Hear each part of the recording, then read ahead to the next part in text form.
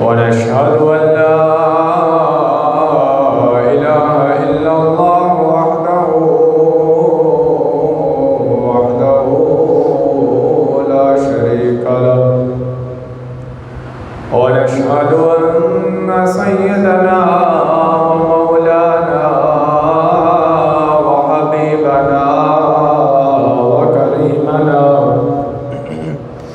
وشفيعنا وبارك لنا محمد وعلى آله وأصحابه وبارك وسلم.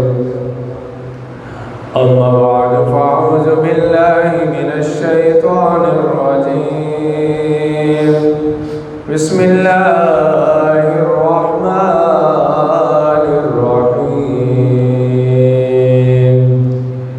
إذ جعل الذين كفروا في قلوبهم حمية الجاهلية فأنزل الله سكينته على رسوله وعلى المؤمنين وألزمهم كلمة التقوى وكانوا أحق بها وأهلها وكان الله بكل شيء عليما. آمنت بالله صدق الله ومولانا العظيم وبلغنا رسوله النبي الكريم الأمين ونحن على ذلك لمن الشاهدين والشاكرين والحمد لله رب العالمين. مولاي صل وسلم دائما أبدا على حبيبك خير خلق كلهم.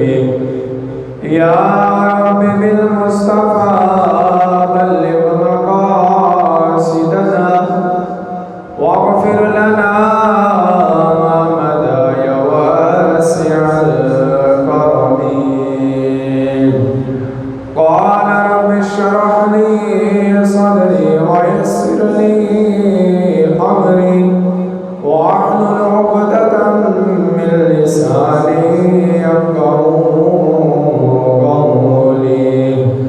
اللهم رب زدني علما اللهم رب زدني علما اللهم رب زدني علما نافعا.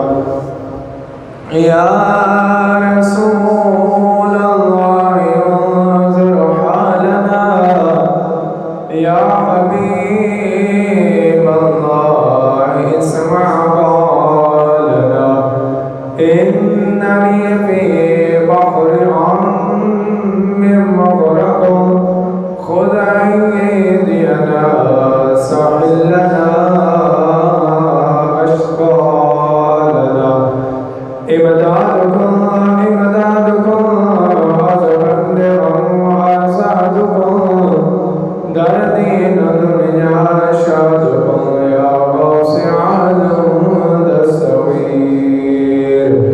إن الله وملائكته يصلون على النبي يا أيها الذين آمنوا صلوا عليه وسلموا تسليما. بابا جب محبت میں بڑھو الصلاة والسلام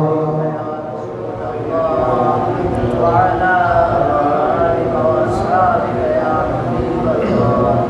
الصلاة والسلام عليك يا رسول الله وعلى آلك وأصحابك يا نبي الله.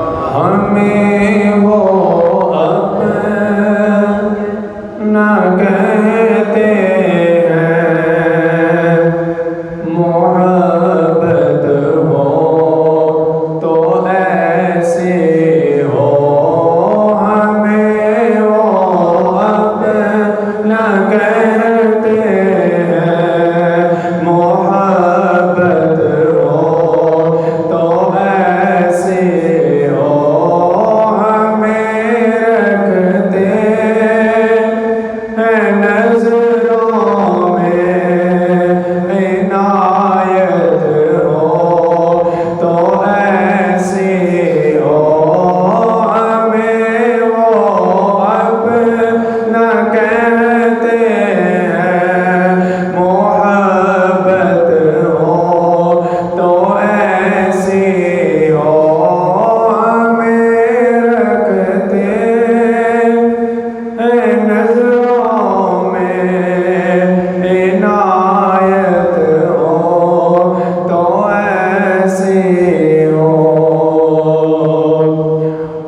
پتھر مارنے والوں کو دیتے ہیں دعا اکثر وہ پتھر مارنے والوں کو دیتے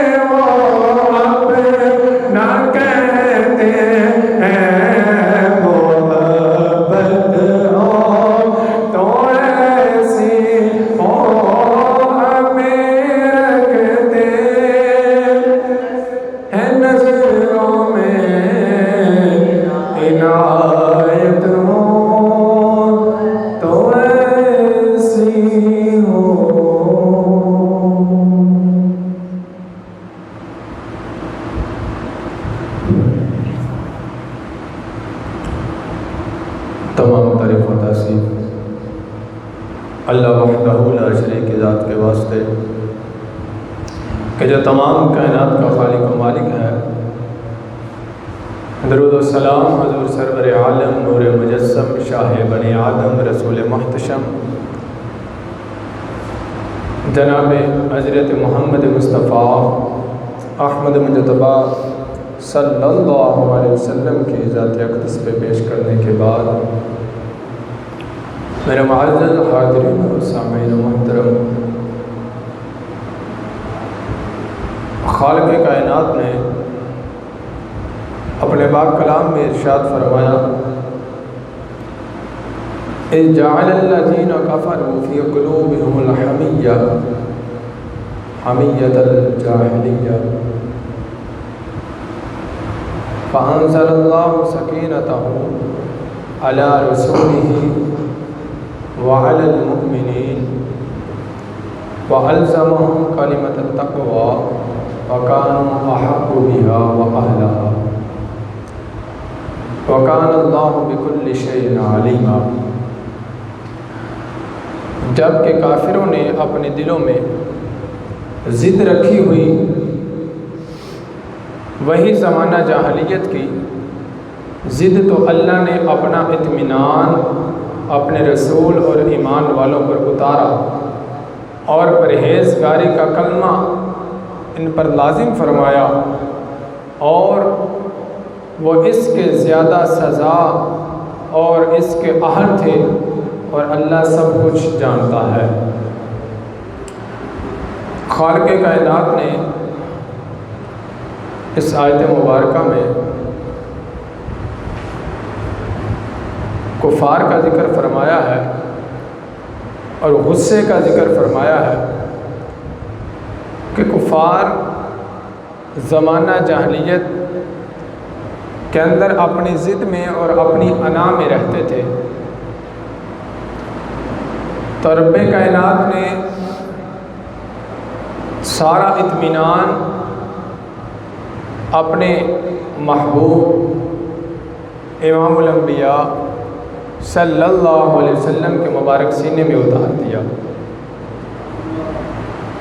اور فرمایا کہ کلمہ پڑھنے والوں پر اللہ تعالیٰ نے پرہیزگاری کو لازم قرار دیا کہ جو بھی کلمہ پڑھنے والا اہل ایمان مسلمان ہے اس پر پرہیزگاری، اطمینان رکھنا، اپنے آپ کو صبر کے دامن میں رکھنا،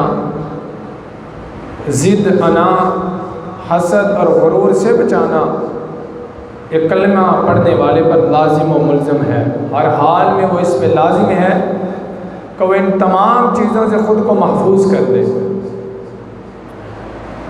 اس آیت مبارکہ میں اللہ تعالیٰ نے کفار مکہ کی مذمت بیان کی کہ انہوں نے باطل غصے کی بنیاد پر جاہلیت کی غیرت کا مظاہرہ کیا، جبکہ مسلمانوں کی تعریف کرتے ہوئے رب کائنات نے ارشاد فرمایا اور ان پر سکون وقار کو اتار دیا، ان کے اندر اطمینان پیدا کیا، سکون پیدا کیا۔ چونکہ کفار جو تھے وہ اپنی انا اور ضد کی وجہ سے ہمیشہ ناکامیوں کی طرف گئے۔ انسان جب بھی خسارے میں جاتا ہے اپنی غلطی کی وجہ سے جاتا ہے۔ انسان کو رب کائنات نے اتنا شعور بھی عطا فرمایا ہے اور عقل بھی عطا فرمائی ہے کہ اسے جاہلیت کا اور علم کا پتہ چل جاتا ہے کہ میرے پاس کتنا علم ہے اور میں کیا بات کرنے والا ہوں، آیا کہ یہ بات میرے علم سے باہر تو نہیں، یا یہ جو بات میں کرنے لگا ہوں اس کے متعلق میرے پاس علم بھی ہے یا نہیں۔ کفار اپنی انا اور ضد میں رہتے تھے، اور زمانہ جاہلیت میں خالق کائنات نے فرمایا کہ وہ زمانہ جاہلیت میں ایک ضد رکھتے تھے اور اس ضد کی وجہ سے وہ جہنم کا ایندھن بن گئے۔ تو فرمایا رب کائنات نے مسلمانوں کی یہاں پہ تعریف کی کہ اللہ تعالیٰ نے ان کے اندر اطمینان کو پیدا کیا ہے، سکون پیدا کی ہے، راحت پیدا کی ہے، صبر پیدا کیا ہے۔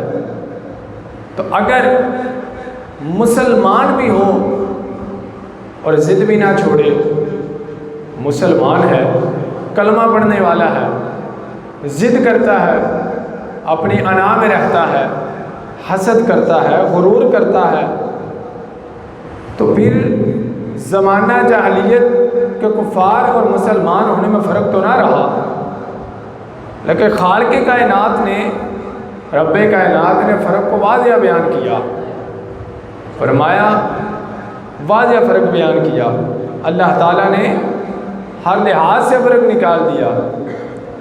لیکن اگر مسلمان بھی ہو، محبوب کا کلمہ پڑھنے والا ہو، اور پھر وہ کہے کہ مجھ جیسا کوئی نہیں، اپنی انا اور ضد میں ہے، اور بات بات پر غصہ کرے، برا بھلا کہے، اور اپنے غصے پہ کنٹرول نہ کرے، ضد کر لے، تو پھر ایسے مسلمان ہونے کا کوئی فائدہ نہیں ہے۔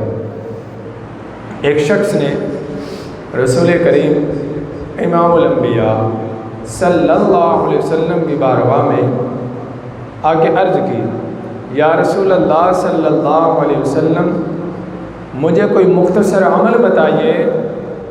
آپ صلی اللہ علیہ وسلم نے ارشاد فرمایا کہ تو غصہ نہ کیا کر۔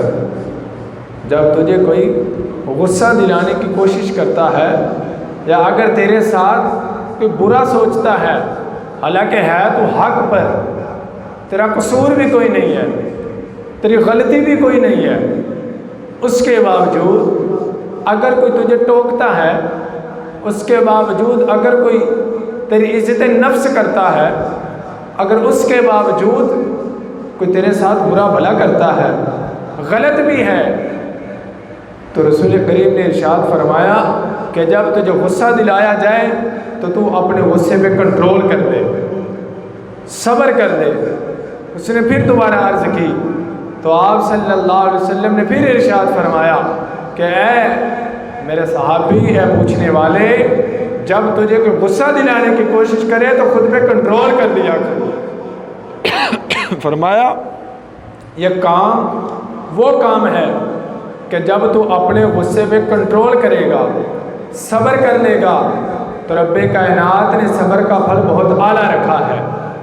اللہ تعالیٰ نے بندہ مومن مسلمان کے لیے صبر کا بہت اعلیٰ پھل رکھا ہے، بہت بڑا انعام رکھا ہے۔ تو اگر بندہ اس انعام کو سمجھے، سوچے کہ رب کائنات نے مسلمان کے لیے مجھ پہ کتنی کرم نوازی فرمائی ہے کہ اگر میں دنیا کا غصہ پی لیتا ہوں تو مجھے اللہ تعالیٰ اپنے حضور اعلیٰ نعم البدل عطا فرمائے گا۔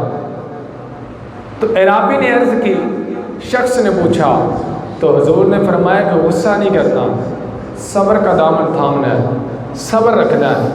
تو صبر کرے گا اللہ تعالیٰ تجھے عزتیں عطا فرما دے گا، تو صبر کرے گا اللہ تعالیٰ اپنی بارگاہ میں تجھے انعام عطا فرمائے گا۔ فرمایا اگر غصہ کرے گا اپنے آپ سے باہر ہو جائے گا، اپنی انا میں آ جائے گا، ضد میں آ جائے گا، میری نہیں مانی جاتی، میں یہ بات کہتا ہوں اس پہ عمل نہیں ہوتا، ہونا چاہیے، یہ ضد ہے، انا ہے۔ اللہ تعالیٰ نے فرمایا کہ یہ زمانہ جاہلیت کے کفار تھے جو اپنی انا میں رہتے تھے، اپنی ضد میں رہتے تھے۔ مسلمان کو کلمہ پڑھنے والے پر یہ لازم ہے کہ وہ راحت سے رہے، سکون سے رہے، آرام سے رہے، اور اپنے غصے کو پی لے۔ اگر ایک وقت میں اس کی بات پہ عمل نہیں ہوتا تو اسے چاہیے صبر کر دے، اللہ تعالیٰ اس کو اعلیٰ نعم البدل عطا فرمائے گا۔ اس بات میں حکمت ہے، اس لیے فرمایا کہ جب تمہیں غصہ آ جائے تو اپنے غصے کو پی جایا کرو، اس پہ کنٹرول کر دو۔ حضور نبی کریم صلی اللہ علیہ وسلم حضرت سیدنا عبداللہ بن عمر رضی اللہ تعالیٰ عنہ فرماتے ہیں کہ میں نے بارگاہ رسالت صلی اللہ علیہ وسلم میں عرض کی، مجھے کوئی مختصر بات بتائیے تاکہ میں اسے سمجھ سکوں۔ صحابی رسول نے عرض کی، یا رسول اللہ کوئی ایسی مختصر سی بات بتائیے کہ جو میری سمجھ میں آ جائے، مجھے پتہ چل جائے کہ اصل بات کیا ہے۔ تو امام الانبیاء صلی اللہ علیہ وسلم نے ارشاد فرمایا کہ اے میرے پیارے صحابی، جب تجھے غصہ آئے تو غصہ نہ کیا کر۔ فرمایا کہ غصہ تیری عقل کو ختم کر دیتا ہے، یہ تیری سمجھ بوجھ کو ختم کر دیتا ہے، تجھے کچھ پتہ نہیں چلتا کہ تو کیا کرنے والا ہے۔ صحابی رسول نے پھر عرض کی، یا رسول اللہ اس کے علاوہ؟ رسول کریم نے پھر ارشاد فرمایا کہ میرے پیارے صحابی جب تجھے غصہ آئے اپنے غصے پہ کنٹرول کر دیا کر، اللہ تعالیٰ تجھے صحیح سمجھ اور بوجھ عطا فرما دے گا۔ جب انسان اپنے غصے پہ کنٹرول کر دیتا ہے، بیٹھ جاتا ہے، اطمینان رکھتا ہے، سکون رکھتا ہے، تو اللہ تعالیٰ پھر اس کو ایک وسیع ذہن عطا فرماتا ہے، اس کو اعلیٰ سوچ عطا فرماتا ہے۔ تو جب بندہ اپنے غصے پہ کنٹرول نہیں کرتا، اس کے اثرات کیا ظاہر ہوتے ہیں؟ کبھی بھائی بھائی کو قتل کر جاتا ہے، کبھی باپ بیٹے کو قتل کر جاتا ہے، کبھی بیٹا باپ کو کر جاتا ہے۔ یہ لڑائی، یہ جھگڑے، یہ صرف ہمارے غصے کی وجہ سے ہیں، ہماری اپنی انا کی وجہ سے ہیں، ہماری اپنی ضد کی وجہ سے ہیں۔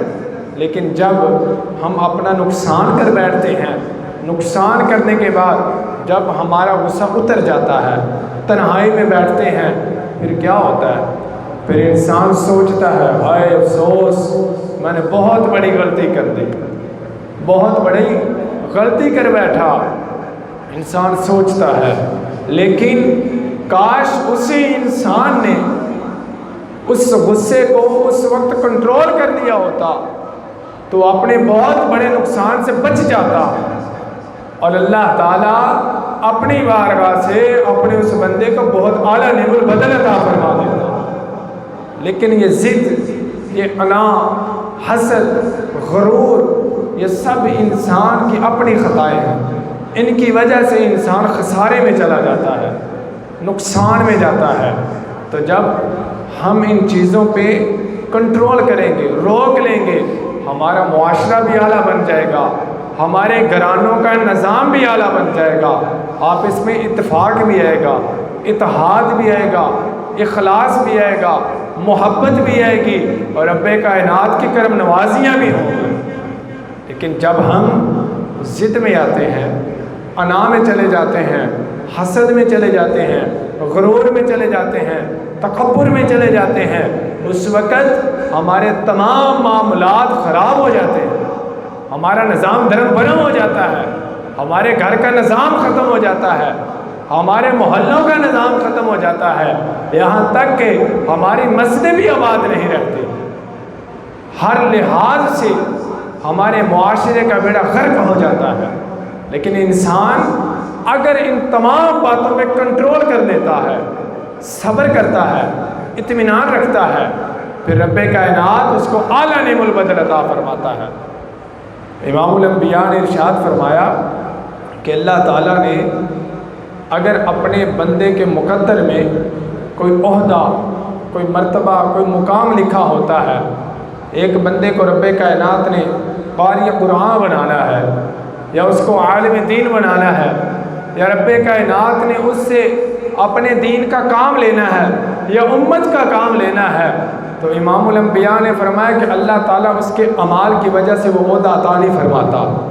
یہ مت سمجھے انسان کہ میں بہت بڑا نمازی ہوں، میں تہجد گزار ہوں، میں روزے دار، بہت روزے رکھتا ہوں، نفلی عبادات میری بہت زیادہ ہیں، میں بہت متقی اور پرہیزگار ہوں، مجھے رب کائنات سے بہت بڑا انعام ملنے والا ہے۔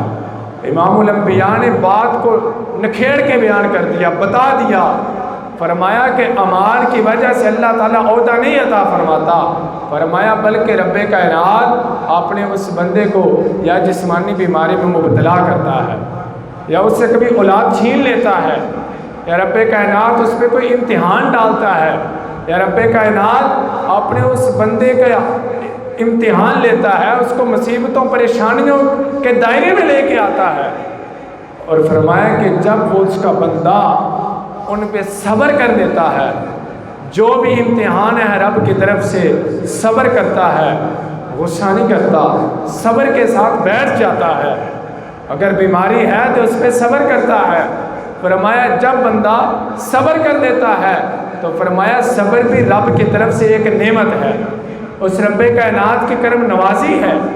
اگر بندہ اس پہ صبر کر لیتا ہے، راحت اور سکون کے ساتھ، اس اطمینان کے ساتھ اس امتحان سے گزر جاتا ہے، اس بیماری سے گزر جاتا ہے، کوئی شکوہ نہیں کرتا، اللہ کی بارگاہ میں کوئی گلہ نہیں کرتا، بلکہ کہتا ہے مالک تو جس حال میں رکھتا ہے وہ اس حال پہ راضی ہوں، اس کی رضا پہ راضی ہوں، صبر کرتا ہے۔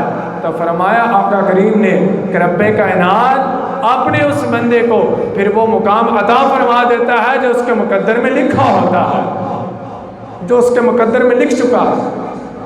تو گویا اگر اللہ کے حضور سے بندے کو کوئی انعام ملتا ہے تو رب کی کرم نوازی سے ملتا ہے، اگر کوئی عہدہ ملتا ہے صبر کا پھل ملتا ہے، صبر کی وجہ سے ملتا ہے، اطمینان کی وجہ سے، امتحان پر صبر کرنے کی وجہ سے ملتا ہے۔ تو اگر بندہ سمجھے کہ میں بہت بڑا نمازی ہوں، مجھ سے زیادہ نمازی کوئی نہیں، تو یہ انا ہے، یہ انسان حسد کر بیٹھتا ہے، غرور کر جاتا ہے، اپنی نمازوں کو نماز سمجھ بیٹھتا ہے۔ تو جب انسان اس سب میں جاتا ہے تو اپنا سب کچھ گوا بیٹھتا ہے۔ تو انسان صبر کرے، حوصلہ رکھے، اللہ تعالیٰ نے اس کا پھل بہت اعلیٰ رکھا ہے۔ تو مسلمان کو یہ زیب ہی نہیں دیتا کہ وہ کسی کو برا کہے، وہ کسی کے ساتھ حسد کرے، اپنے مسلمان بھائی پہ غصہ کرے، اس کے ساتھ وہ کام کرے جو کفار کیا کرتے تھے۔ مسلمان کو یہ زیب نہیں دیتا، یہ اس کا فعل نہیں ہے، یہ اس کا کام نہیں ہے۔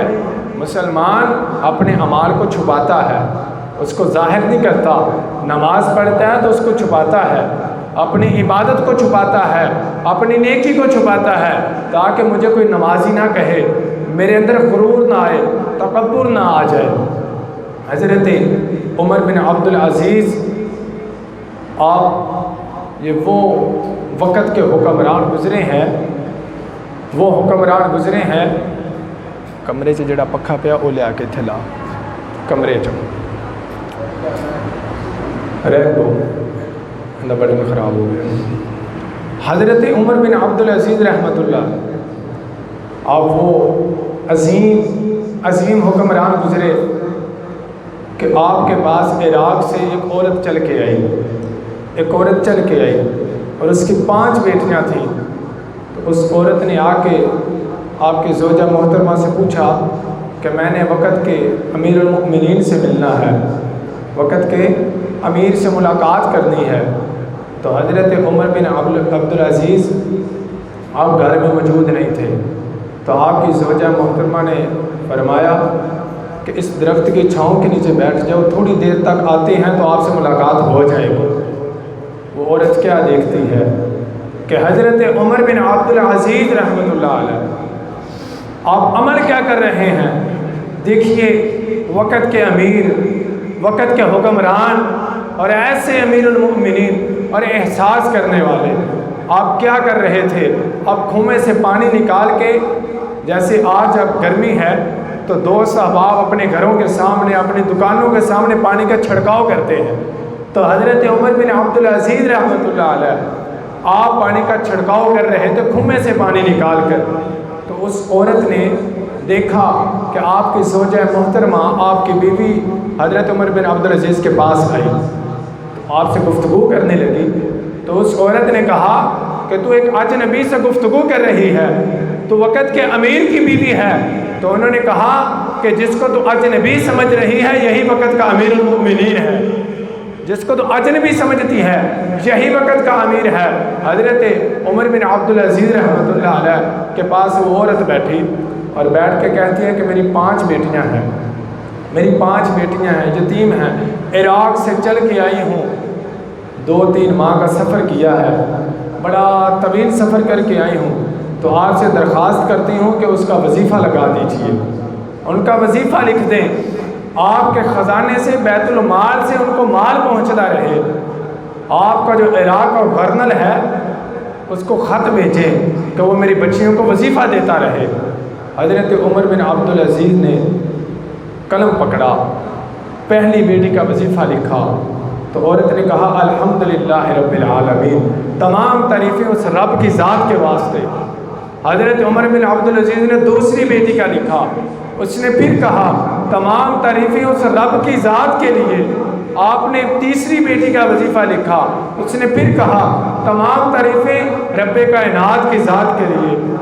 चौथी बेटी का वजीफ़ा लिखा तो कहती है कि तमाम तारीफ़ें उस रब की ज़ात के वास्ते। जब आपने 4 बेटियों का वजीफ़ा लिखा, 5वीं का लिखने लगे तो उसने कहा क्या कमाल के हुक्मरान हैं आप, कैसे अमीर हैं आप, जैसा मैंने देखा ही नहीं है। क्या तारीफ़ करूं आपकी, आप जैसा देखा ही नहीं है। हज़रत उमर बिन अब्दुल अजीज़ ने अपना कलम रोक दिया और कहा है बीबी अब चली जा, अब चली जा। कहा कि क्यों, वजीफ़ा क्यों रोक दिया? फरमाया कि जब तक तो रब की तारीफ़ करती रही, उमर बिन अब्दुल अजीज़ वजीफ़ा लिखता रहा, अब तूने उमर बिन अब्दुल अजीज़ की तारीफ़ की है, अब मैं वजीफ़ा नहीं लिखूंगा क्योंकि तमाम तारीफ़ें मेरे रब की ज़ात के वास्ते हैं, मुझकी मेरी क्या तारीफ़ बयान की जाएगी। फरमाया जा दुआ कर जाके, और अब उन 4 बेटियों से कहना कि थोड़ा थोड़ा निकाल के 5वीं को भी दे दिया करें। बड़ी मिन्नतें की, कहा ना बीबी, अगर तूने फिर कहा होता तमाम तारीफ़ें रब की ज़ात के वास्ते तो उमर बिन अब्दुल अजीज़ 5वीं का भी लिख देता। अब तूने मेरी तारीफ़ की है, मेरी क्या औकात है, मेरी क्या तारीफ़ है, ये रब की रज़ा है कि वो उम्मत का काम मुझ गुनाहगार से ले रहा है, ये रब की रज़ा है, उसकी करम नवाजी है, तो मेरी तारीफ़ों के पुल बांधने लग गई है। अब उमर बिन अब्दुल अजीज़ तुझे वजीफ़ा नहीं लिख के देगा। वो औरत वापस पलटी, इराक़ पहुँची, जाके जब उसने इराक़ के गवर्नर को ख़त पेश किया, रुका दिया, तो रुका देखते ही वो रोने लग गए। और औरत ने पूछा रोते क्यों हो? 4 बेटियों का वजीफ़ा लगा है इसलिए रो रहे हो कि बैतुल माल से माल कम हो जाएगा? कहा नहीं बीबी इसलिए नहीं रोता, बल्कि जिस अजीम इंसान ने तुझे ये रुक्का लिख के दिया है, आज इतने दिन हो चुके हैं वो दुनिया से विसार कर चुका है। फरमाया रोता इस वजह से हूँ कि वो अजीम इंसान दुनिया से चला गया है। औरत रोने लगी, कहती अगर वो चला गया तो यतीम बच्चियों का क्या बनेगा, अगर वो चला गया है यतीम बच्चियों का क्या बनेगा, और मेरी बच्चियों का वजीफ़ा कौन देगा?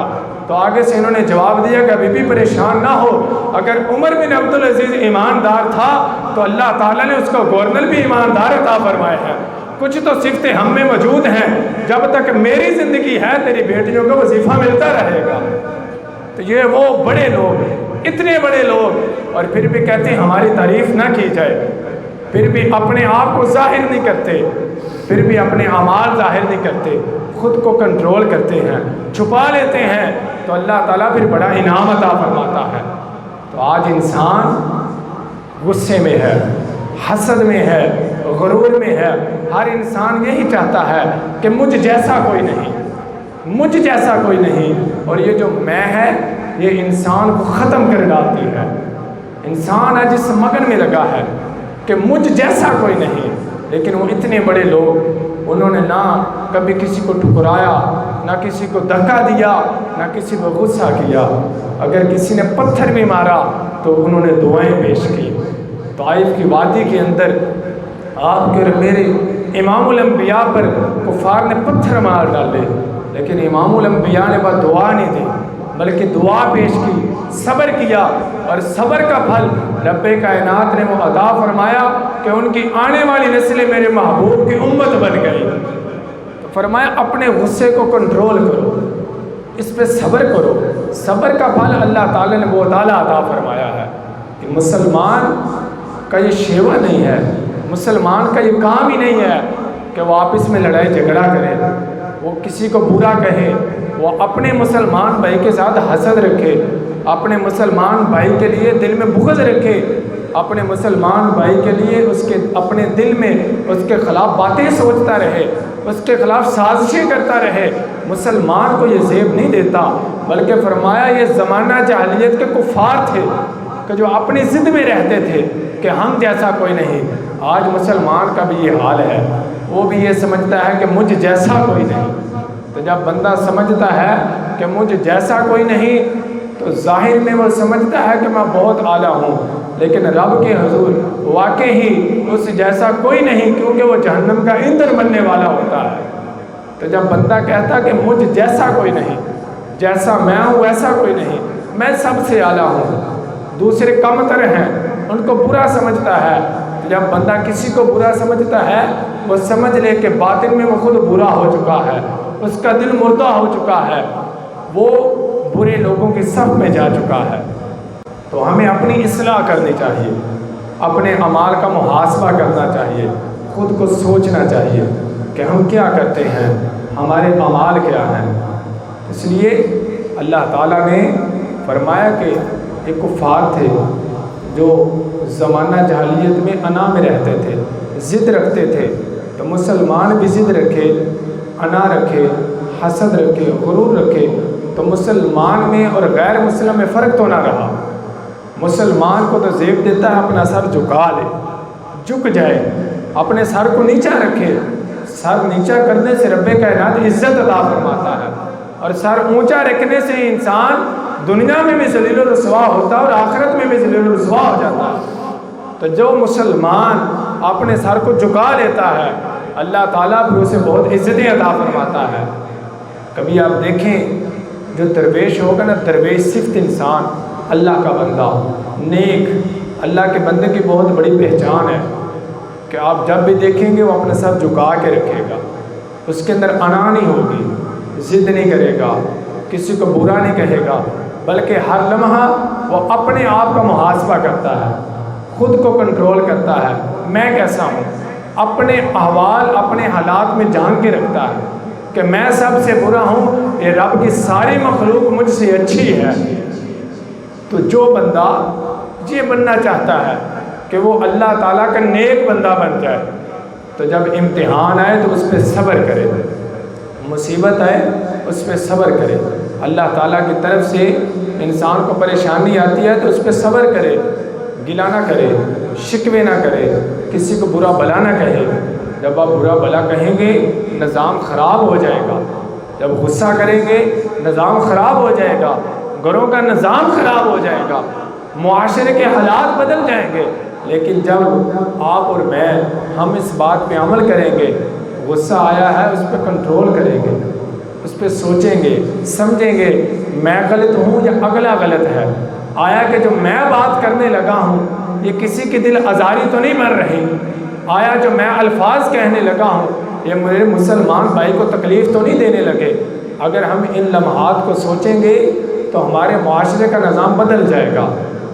ہمیں نظام نہیں بدلنا بلکہ اپنی سوچ بدلنی ہے۔ جب انسان اپنی سوچ بدل لیتا ہے تو نظام بدل جاتا ہے، جب سوچ نہیں بدلتی تو نظام نہیں بدلتا۔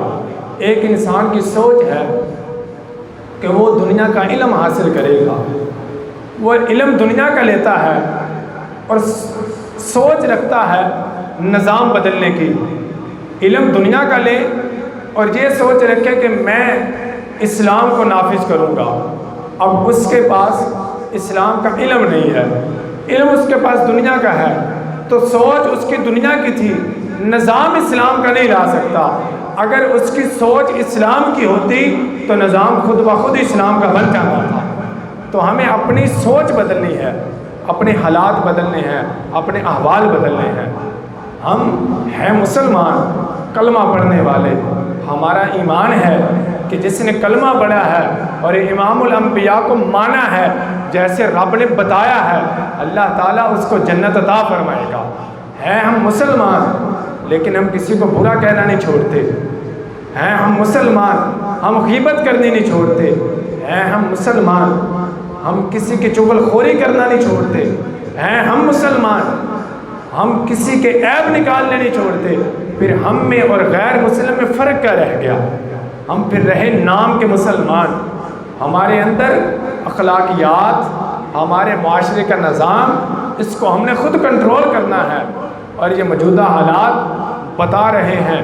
آج آئے دن یہ ایک قیامت سا منظر بن رہا ہے دنیا کے اوپر، کبھی کیا عذاب ہے، کبھی کیا عذاب ہے، کبھی کیا عذاب ہے۔ یہ سب ہمارا اپنا لگایا ہوا بیج ہے، ہم نے جو بیج بویا ہے ہم وہ فصل لے رہے ہیں۔ آج ہم پہ قحط ہے، قلت ہے، ہمارے اوپر گندم کی قلت ہے، آٹے کی قلت ہے، کھانے پینے کی اشیاء کی قلت ہے، ہماری ضروریات زندگی کی قلت ہے۔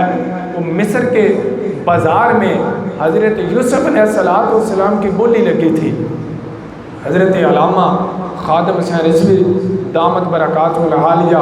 और वक़्त के उलमा ने ये कहा था कि उम्मत जाग जाओ, आज वक़्त है। मिस्र के बाज़ार में हज़रत यूसुफ़ अलैहिस्सलाम की बोली लगी, उनको बेचा गया। तो जब तक मिस्र का दूध पीता बच्चा हज़रत यूसुफ़ के कदमों में नहीं गिरा था, रब्बे कायनात ने मिस्र का कहत नहीं उठाया था, कहत पड़ गया था, खाने पीने की अशिया तंग आ गई थी। तो फरमाया वो तो यूसुफ़ थे, और फिर ये तो यूसुफ़ का नबी भी इमामुल अंबिया है। इसकी नामूस पे कितने हमले हुए, इसकी रिसालत पे कितने हमले हुए, खातमुन नबिय्यीन के ख़िलाफ़ कितनी साजिशें हुई, लेकिन उम्मत ना जागी। तो फरमाया रब्बे कायनात अपने अंबिया की गैरत पर, उनकी इज़्ज़त पर बहुत गैरतमंद रब है, वो लोगों को झंझोड़ने वाला है। तो जब रब का अज़ाब आता है, फिर बुरों के साथ अच्छे भी चल बसते हैं, अच्छे भी चल बसते हैं। और आज हालात ऐसे हैं, आए दिन बिला नागा जय्यदुल उलमाए किराम, वक़्त के वली, अल्लाह के नेक बंदे दुनिया से विसार कर रहे हैं, दुनिया को छोड़ के जा रहे हैं। और उम्मत समझती है, लोग समझते हैं, हम ये समझ बैठे कि ये सिर्फ हुक्मरानों का कसूर है, ये सिर्फ हमारे लीडर गलत हैं, जो हमने बी लगाया है उसका हिसाब कौन देगा, जो हमने बी लगाया उसका हिसाब कौन देगा। हमने बी लगा दिया बुरे अमाल का, हमने बी लगा दिया हसद का, हमने बी लगाया तकब्बुर का, हमने बी लगाया गीबत, हसद, तकब्बुर, गरूर और अना का, आपस में ना इत्तिफाकी का, आपस में ना इत्तेहादी का, एक दूसरे को बुरा भला कहने का। जब हमने बी ऐसे बोझ दिए अपने मुआशरे में, तो हम फिर कैसी उम्मीद कर सकते हैं कि रब्बे कायनात हमें आला निमुल बदल अता फरमा दे। सब्र हमारे अंदर नहीं, गुस्से पे कंट्रोल हम नहीं कर सकते, किसी की गीबत छोड़ना हम बंद नहीं करते, अपने अमाल का मुहासबा हम नहीं करते। हज़रत उमर बिन ख़त्ताब रज़ियल्लाहु ताला अन्हु, आपने एक हथौड़ी बना के रखी थी। आप जब रात को बिस्तर पे लेटते तो अपने पाँव पे मारा करते थे, अपने जिस्म के अज़ा पे मारते, और अपने जिस्म के अज़ा से हिसाब लेते थे कि आज तूने ये गुनाह किया है, कल आज तुझे सज़ा दूंगा, कल तू गुनाह करने की जुर्रत नहीं करेगा। बीवी जब पूछती कि अमल क्यों कर रहे हो, तो आप कहते कि इस जिस्म के टुकड़े ने मुझे इस तरफ माइल किया है, अगर आज इसे सज़ा ना दी तो कल फिर मुझे उस तरफ खींच के ले जाएगा। इतने बड़े लोग और वक़्त के अमीर हैं वो, और अपने माल का मुहासबा करते हैं, और हम अपने अमाल का मुहासबा नहीं करते। हम एक नमाज़ पढ़ी, बाकी 4 का हमें इल्म नहीं है। अगर हमने 5 पढ़ ली तो हम जब तक अपने पूरे मुआशरे में बता नहीं देते कि मैं बहुत बड़ा नमाजी हूँ, हमें सुकून नहीं मिलता, हमें राहत नहीं आती। हम मस्जिद में आए, हम पूरे मस्जिद के नमाजियों को बताते हैं कि मैं मस्जिद में आया हूँ। जब हम इस अमाल में गए, हमारे अमाल बर्बाद हो गए, हमारे पास कुछ ना रहा, सिर्फ अगर रहा तो हमारे गुनाह बच गए।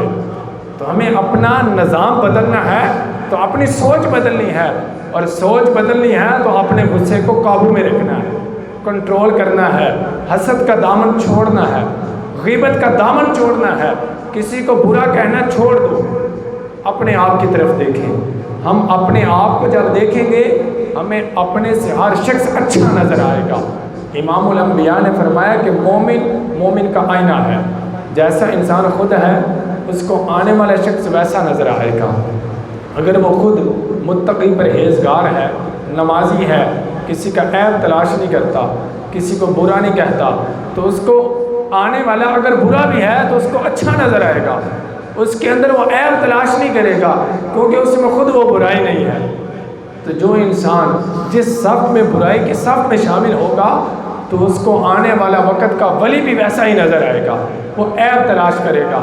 तो जो ऐब तलाश करता है वो ऐब तलाश करता रह जाता है, जो ऐब तलाश नहीं करता अल्लाह ताला उसको ओहदे अता फरमा देता है, उसको इज़्ज़तें अता फरमाता है।